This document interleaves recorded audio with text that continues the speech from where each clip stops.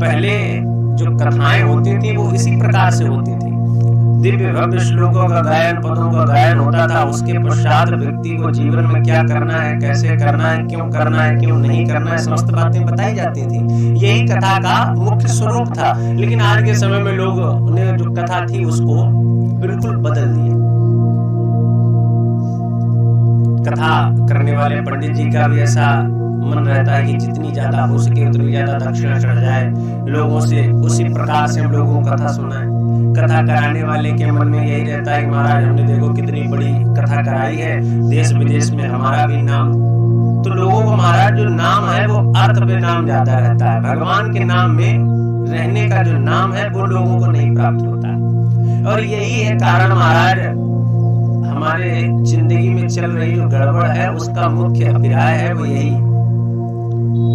आप पहले समय को उठा के देखिए और पहले समय के लेकर के अब तक देखिए महाराज जो कथाएं हैं उनकी संख्या बढ़ती चली जा रही कि नहीं। पहले इतनी कथाएं कहाँ होती थी, लेकिन धीरे धीरे जितना समय बढ़ता जा रहा है उतनी कथाएं बढ़ती चली जा रही। लेकिन महाराज कथाओं के साथ साथ उतना पाप भी बढ़ रहा, क्योंकि जिस प्रकार से कथाओं का कार्य होना चाहिए था उस प्रकार से कथाओं का कार्य हो नहीं पाया। हमारा तो महाराज धन्य है जो इस त्रिवेणी संगम प्रयागराज में दिव्य भव्य कथा का श्रवण कर रहा है। तो पहले तो प्रयागराज जी के बारे में जाने आखिर ये क्या है। जब मकर राशि में सूर्य जी प्रवेश करते हैं तब सब हम लोग 1 महीने के लिए यहाँ पर स्नान करने के लिए आते हैं। और भगवान राम चाहते तो कहीं से भी अपनी यात्रा को आगे बढ़ा सकते थे, लेकिन भगवान राम ने क्या किया, भरद्वाज मुनि बसहि प्रयागा। भरद्वाज मुनि के आश्रम में आकर के भगवान ने इस प्रयागराज की जो महिमा है उसको खूब बढ़ाया। और महाराज कौन है जो इस प्रयागराज की महिमा को गाए। इस प्रयागराज की महिमा को गाना कोई इतना आसान कार्य नहीं है। शेष भगवान अपने 1000 मुखों के द्वारा भी इसकी महिमा का गुणगान करें उतना कम ही है। लेकिन यहाँ पर रह करके दिव्य भव्य त्रिवेणी संगम में स्नान करने का महाराज फल पता क्या है। जिस प्रकार से एक सिंह और हाथी की लड़ाई होती है, कलिस कुंज कुंजर मृगराऊ को कही सकई प्रयाग प्रभाव। जिस प्रकार से हाथी और शेर की लड़ाई होती है महाराज, जो शेर है वो हाथी को इस प्रकार से पछाड़ देता है कि वो दोबारा कभी उस सिंह से लड़ता नहीं। उसी प्रकार से महाराज जब हम इस त्रिवेणी संगम में स्नान करते हैं तो हमारे अंदर के जितने भी दिव्य भव्य जो पाप हमारे ऊपर बैठे हुए हैं वो सबके सब यहाँ पर भस्मीभूत हो जाते हैं। प्रयागराज की पत्नी का क्या नाम, जो श्रद्धा है वही प्रयागराज की पत्नी। अब जैसे हम जब कथा कहने आने वाले थे तब जैसे कथाओं में तो भाई कथा की नॉलेज रहती है, लेकिन जब हम यहाँ कल आए तो कल चाचा जी ने हमें, ये पास में बैठे ही है, तो चाचा जी ने दिव्य भव्य में प्रयाग जी की महिमा के बारे में बताया। कल लाला थोड़ा प्रयाग जी के बारे में भी बताना कि व्यक्ति रहता तो है प्रयाग में, जैसे कोई वृंदावन में रहता है तो वृंदावन में रहने वाले वृंदावन की महिमा नहीं समझते, बाहर वाले तो खूब समझते हैं, लेकिन जो वहां परमानेंट हो जाता है ना फिर वो नहीं समझता। जैसे कि हम यहाँ 1 महीने 1.5 महीने के लिए रह गए तो फिर क्या है, कुछ समय तो हमारे मन में श्रद्धा जगती, लेकिन धीरे धीरे क्या होता है, जो श्रद्धा है वो कम होती चली जाती, जबकि जो श्रद्धा है वो धीरे धीरे बढ़नी चाहिए। तो हमें प्रयाग के बारे में पता होना चाहिए। प्रयाग कौन है, प्रा माने प्रथम या प्रा माने विशेष।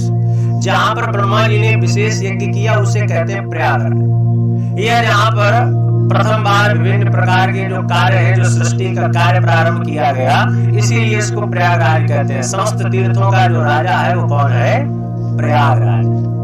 प्रयागराज की पत्नी का नाम क्या है, श्रद्धा।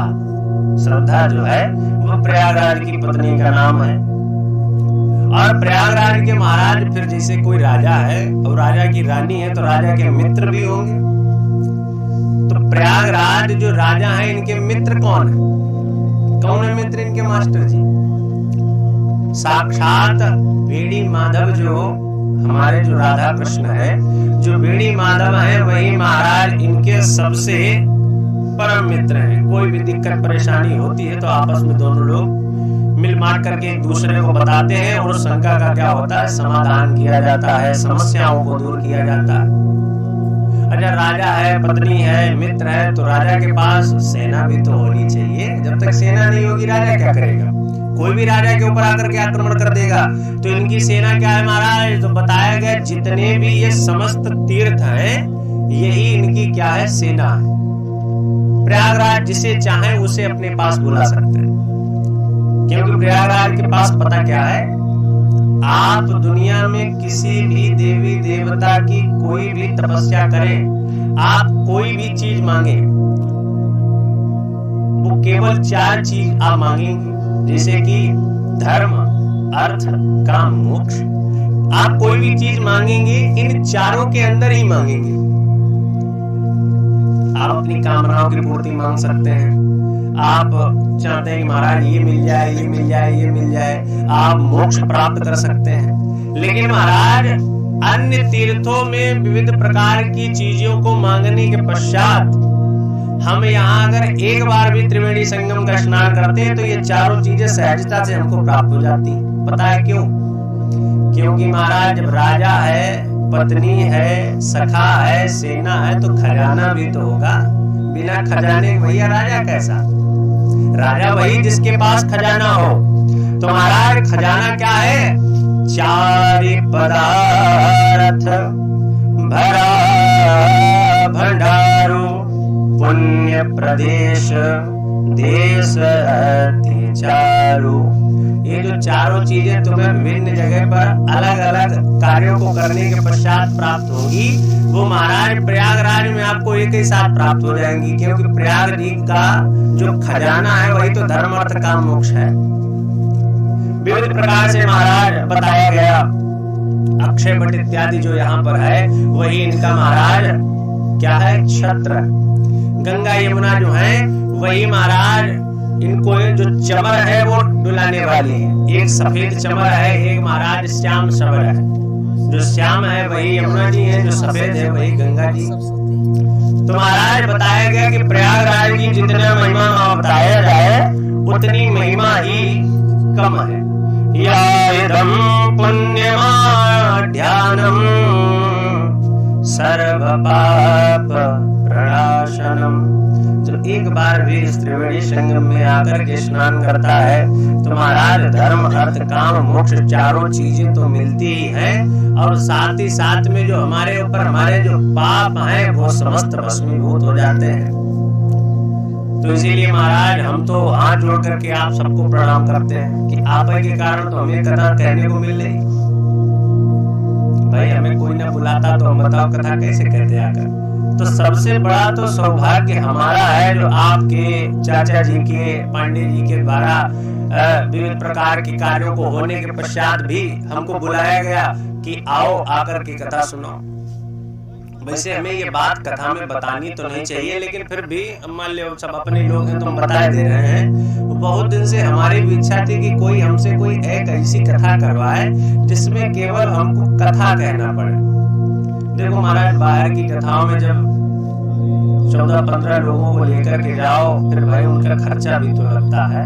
तो वहाँ कथा तो आप केवल सुना नहीं सकते, आपको व्यथा भी सुनानी पड़ेगी, खूब दिव्य दिव्य भजन गाने पड़ेंगे, तभी तुम्हारा दक्षिणा छिड़ेगी, तभी तो लोगों को देंगे।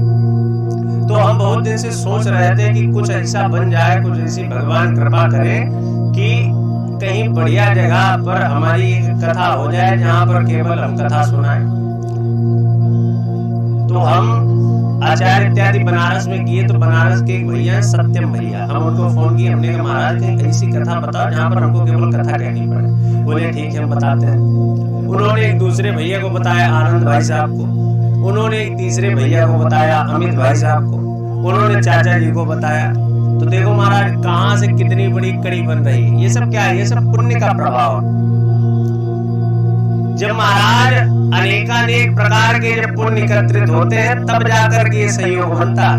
और महाराज देखो कितना बढ़िया सहयोग बना कि इस प्रयाग तीर्थ पर आकर के कथा कहने और सुनने का अवसर हमको प्राप्त हो रहा है।